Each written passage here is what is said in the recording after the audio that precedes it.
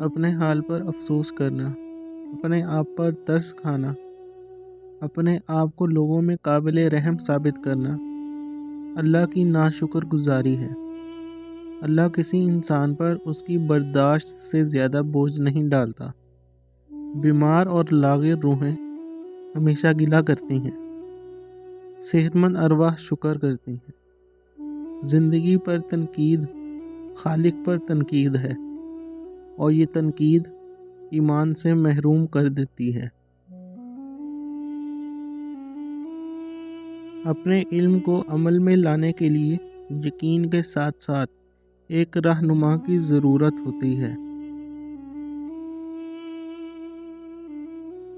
اگر نوح علیہ السلام کی التجا، دعا یا خواہش کے باوجود ان کا بیٹا طوفان سے نہیں بچایا گیا، تو اس میں نوح علیہ السلام کی نبوت پر کوئی شک نہیں ہو سکتا۔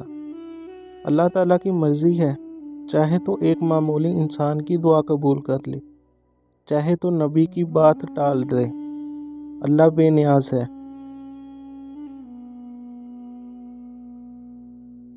انسان دوسرے کی دولت دیکھ کر اپنے حالات پر اس قدر شرمندہ کیوں ہوتا ہے؟ یہ تقسیم تقدیر ہے۔ ہمارے لیے ہمارے ماں باپ ہی باعث تکریم ہے۔ ہماری پہچان ہمارا اپنا چہرہ ہے۔ ہماری عاقبت ہمارے اپنے دین میں ہے۔ اسی طرح ہماری خوشیاں ہمارے اپنے حالات اور اپنے ماحول میں ہیں۔ تکلیف آتی ہے ہمارے اعمال کی وجہ سے، ہماری وسعت برداشت کے مطابق۔ اللہ کے حکم سے ہر تکلیف ایک پہچان ہے، اور یہ ایک بڑی تکلیف سے بچانے کے لیے آتی ہے۔ انکار اقرار کی ایک حالت ہے، اس کا ایک درجہ ہے۔ انکار کو اقرار تک پہنچانا صاحب فراست کا کام ہے۔ اسی طرح کفر کو اسلام تک لانا صاحب ایمان کی خواہش ہونا چاہیے۔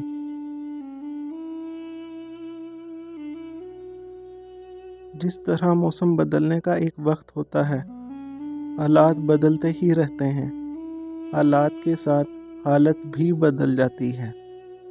رائے آ جائے تو نیند بھی کہیں سے آ ہی جاتی ہے۔ وہ انسان کامیاب ہوتا ہے جس نے ابتلا کی تاریکیوں میں امید کا چراغ روشن رکھا۔ امید اس خوشی کا نام ہے جس کے انتظار میں غم کے ایام کٹ جاتے ہیں۔ امید کسی واقعہ کا نام نہیں، یہ صرف مزاج کی ایک حالت ہے۔ فطرت کے مہربان ہونے پر یقین کا نام امید ہے۔ ہماری آنکھوں کے سامنے عجائبات ہیں، لیکن ہم دیکھتے نہیں۔ ایک معمولی سی بے عقل بے شعور گائے کتنا بڑا کرشمہ ہے، فطرت کا عجوبہ ہے۔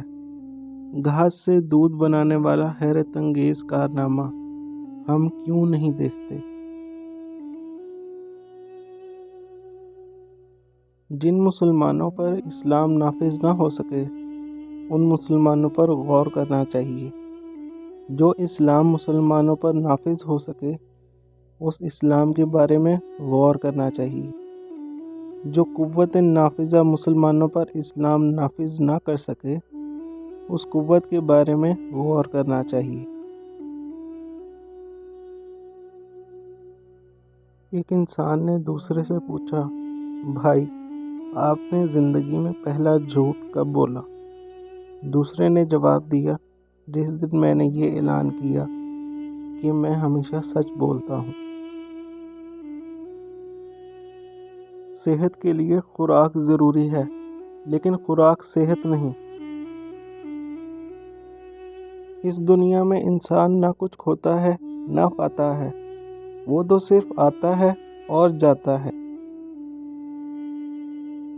مور کو مور کا مقدر ملا، کوے کو کوے کا۔